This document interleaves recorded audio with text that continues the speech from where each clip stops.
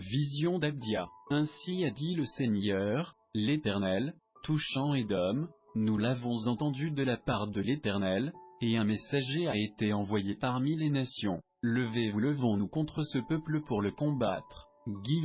Voici, je te rendrai petit parmi les nations, tu seras fort méprisé. L'orgueil de ton cœur t'a séduit, toi qui habites le creux des rochers, ta haute demeure, et qui dis en ton cœur, qui me précipitera jusqu'à terre, quand tu élèverais ton nid comme l'aigle, quand tu le mettrais entre les étoiles, je te précipiterai de là, dit l'Éternel. Si des voleurs entraient chez toi, ou des pillards de nuit, comme tu es ruiné, ils ne prendraient que ce qui leur suffit. Si des vendangeurs entraient chez toi, ne laisseraient-ils pas des grappillages, comme Ésaü a été fouillé, comme ses trésors cachés ont été recherchés. Tous tes alliés t'ont chassé jusqu'à la frontière, ils t'ont séduit, ils ont prévalu sur tous ceux qui étaient en paix avec toi, ceux qui mangeaient ton pain t'ont tendu des pièges, et tu ne t'en es point aperçu. N'est-ce pas en ce jour-là, dit l'Éternel, que je ferai disparaître les sages d'Édom, et l'intelligence de la montagne d'Ésaü?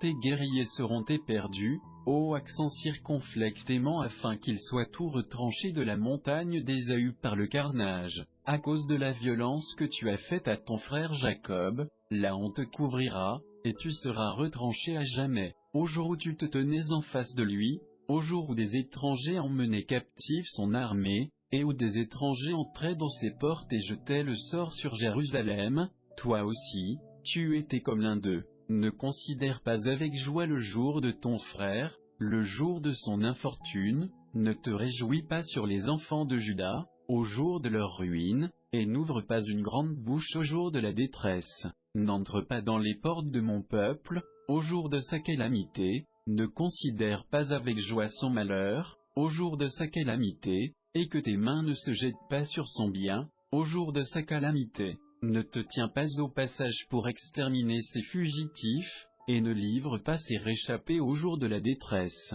car le jour de l'Éternel est proche pour toutes les nations, on te fera comme tu as fait, tes actes retomberont sur ta tête, car comme vous avez bu sur ma montagne sainte, ainsi toutes les nations boiront continuellement, elles boiront, elles avaleront, et elles seront comme si elles n'avaient jamais été, mais le salut sera sur la montagne de Sion, elle sera sainte, et la maison de Jacob possédera ses possessions. La maison de Jacob sera un feu, et la maison de Joseph une flamme, et la maison d'Ésaü du chaume, ils l'embraseront et la consumeront, et il ne restera rien de la maison d'Ésaü, car l'Éternel a parlé. Et ceux du midi posséderont la montagne d'Ésaü, et ceux de la plaine la contrée des Philistins, ils posséderont le territoire d'Éphraïm et le territoire de Samarie, et Benjamin possédera Galaad, et les captifs de cette armée des enfants d'Israël posséderont ce qui est aux Cananéens jusqu'à Sarepta, et ceux qui auront été transportés de Jérusalem,